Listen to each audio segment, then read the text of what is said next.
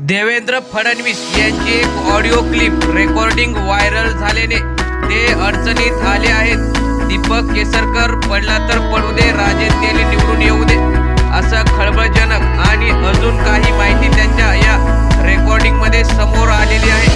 नेमकं ते देवेंद्र फडणवीस कोणाशी बोलले आहेत आणि काय बोलले आहेत ती सविस्तर रेकॉर्डिंग ऐकूया. सर नमस्ते. नमस्ते विशालजी, तुम्ही तयारी चांगली केली आहे.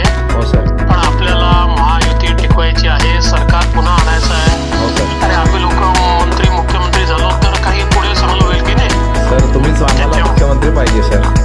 बस तर मग तुम्ही जरा आमचं म्हणणं ऐका.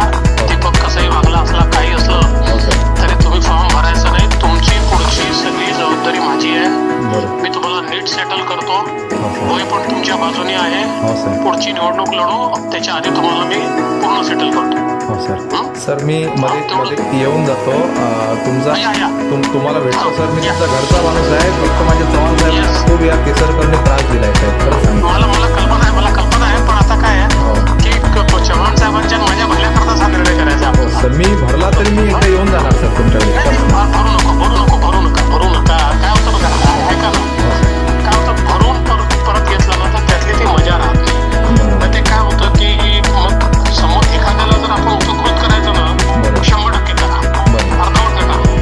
त्यामुळे माझं म्हणणं काय की तुम्ही जाहीर करा की फडणवीस साहेबांनी मला म्हटल्यामुळे आणि चव्हाण साहेबांनी म्हटल्यामुळे मी हा निर्णय घेतोय. मला मान्य नव्हता तरी मी हा निर्णय घेतोय. माझा पूर्ण विश्वास आहे की ते माझं पुनर्वसन करतील, मला योग्य ठिकाणी नेतील. मी पक्षाचा प्रामाणिक हे आहे. म्हणजे काय होतं डोक्यावर म्हणजे समोरच्यावर मग उपकारच करायचे आपल्याला पूर्ण केले पाहिजे, अर्धवट नाही करायचे. बरोबर. तर जरा थोडं तसं करा. ऐका माझं, मी माझ्यावर सोडा ना, मी तुमचं सगळं बघितलं. सर मला तुमचं काम very promising person. You are very promising person. Sir मी तुमच्याबद्दल खूप आदर करतो सर. आपले कराडचे भोसले साहेब पण माझे मित्र आहेत. तुमच्याबद्दल आम्ही फक्त आता काल सर मी जर नाही राहिलो ना म्हणजे आपल्यातला विषय सर, तर दीपकच्या ऐवजी ना राजन तेली उभाटा येऊ शकते सर सावंतवाडी. ही ऍक्च्युअल फॅक्ट आहे सर. ऐकून घ्या ना, आली तरी जाऊ दे, काही चिंता करू नका.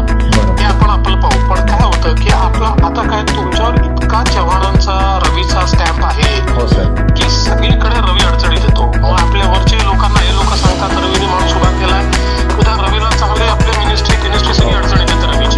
आताच त्या सगळ्यांनी कंप्लेंट केली की कोकणामध्ये रवीने सगळे पॅरलल उमेदवार उभे केले.